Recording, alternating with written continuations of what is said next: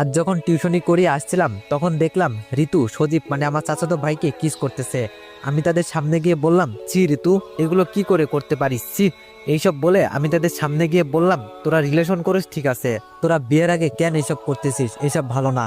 তখন ঋতু আমাকে কোষে ঠাস ঠাস করে চড় মারলো আর বলতে লাগলো, ছোট লোকের বাচ্চা, তো সাহস কি করে হলো আমাদের ব্যক্তিগত ব্যাপারে কথা বলা? ছোট লোক আমাদের কাজে নাক গলাতে আসবি না। তাই আমি অপমানিত হয়ে চলে আসলাম বাড়িতে।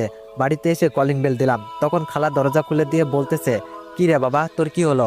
আমি বললাম, না খালা, আমার কিছু হয়নি। আমি রুমে গেলাম, রুমে গিয়ে খাটে শুয়ে ভাবতেছি আজকে আমার সাথে কি হলো। হঠাৎ ঋতু আমার রুমে কেন জানি এসে জামা কাপড় ছিঁড়তে লাগলো আর চিৎকার করতে লাগলো। আমি বললাম, ঋতু, এগুলো কি করছিস? এগুলো করিস না, দয়া করে, সবাই আমাকে খারাপ ভাববে। ঋতু বলল, তোকে অনেক সহ্য করেছি, আর না, তোকে আমি এই বাড়ি ছাড়া করব। ঋতু এবার বাঁচাও বাঁচাও বলে চিৎকার ছাড়তে লাগলো। তখন খালা এসে বলতে লাগলো, কি হয়েছে মা, দরজা খোল। ঋতু দূরে গিয়ে দরজা খুলে দিল। তখন তার মার পিছনে গিয়ে বলতে লাগলো, মা, এই জানোয়ারের বাচ্চা আমার সাথে খারাপ কিছু করতে চাইছিল, ভাগ্যিস তুমি এসেছো। ঋতুর কথা শুনে খালা আমার দুই গালে ঠাস ঠাস করে দুইটা চর বসিয়ে দিল। আমি খালার পায়ে ধরে বলতে লাগলাম, খালা বিশ্বাস করো, আমি কিছু করিনি। ঋতু সব মিথ্যা বলতেছে, খালা বিশ্বাস করো। খালা বলল, চুপ, তোকে আমি নিজের ছেলের মতো করে দেখি, আর তুই, ছি, তুই আমার মেয়ের সাথে এই কাজ করলি, বেরিয়ে যা আমার বাসা থেকে। তারপর আমি আর কিছু না বলে মাথা নিচু করে আমার প্রয়োজনীয় জিনিসপত্র নিয়ে বাড়ি থেকে বাইরে আসার আগে খালাকে উদ্দেশ্য করে বললাম, খালা, আমি কিছু করিনি, তুমি এটা একদিন ঠিকই বুঝতে পারবে, তবে সেদিন আমি থাকবো না। তারপর ঋতুকে বললাম, তোকে আমি নিজের বোনের চোখে দেখতাম, তুই যে কাজ করলি তাতে তোকে আমি কখনোই ক্ষমা করব না। তারপর আমি এইসব বলে বাড়ি থেকে বেরিয়ে আসলাম আর ভাবতে লাগলাম, কোথায় যাব, এখন আমার তো কেউ নেই। ও, কিছু বুঝতেছেন না তো? তাহলে চলুন আগে কি হয়েছে আপনাদের বলি। তার আগে আমার পরিচয় দিই, আমি অনিক আহমেদ। আমি ইন্টার দ্বিতীয় বর্ষে পড়ি। আমার বাবা মা অনেক আগেই মারা গেছে।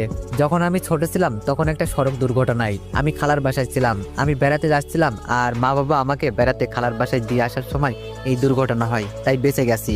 আমার খালার নাম রুমানা আক্তার, একটা মেয়ে আছে নাম ঋতু, সে আমার ছোট 2 বছরের। খালু বিদেশে থাকে, খালুর নাম তারেক মিয়া।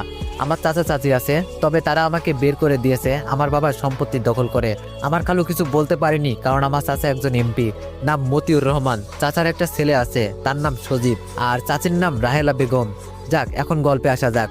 খালা আমাকে অনেক ভালোবাসে, আর ঋতু মানে আমার খালাতো বোন আমাকে সহ্য করতে পারে না, আমাকে অনেক কষ্ট দেয়। বাসা থেকে বের হয়ে পথে আনমনে হাঁটতেছি আর ভাবতেছি। তখন মনে মনে ভাবলাম, কলেজের পাশে একটা ম্যাচে উঠবো, কারণ ওই দিন একটা বাসার নিচে দেখেছিলাম বাসা ভাড়ার সাইনবোর্ড। ম্যাচের ভাড়ার কোনো চিন্তা নেই, কারণ আমি 3টা টিউশনি পড়াই, যেই ভাবা সেই কাজ। ম্যাচে উঠে কিছুক্ষণ রুমটা সাজাতে সাজাতে দুপুর হয়ে গেল, তাই নিচের দোকান থেকে কিছু খাবার নিয়ে আসলাম। ও বলে দিই, কাল মাস শেষ হয়েছে, টিউশনির বেতন পেলাম, তাই আর কোনো